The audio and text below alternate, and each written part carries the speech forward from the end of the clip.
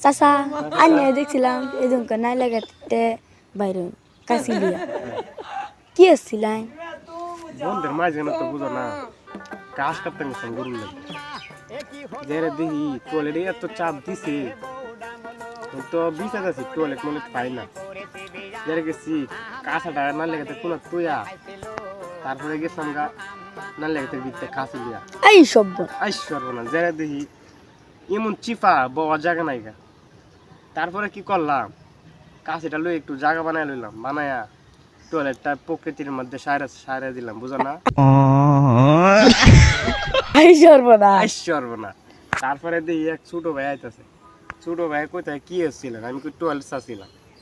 এই ছোট ভাই ধর্মিয়া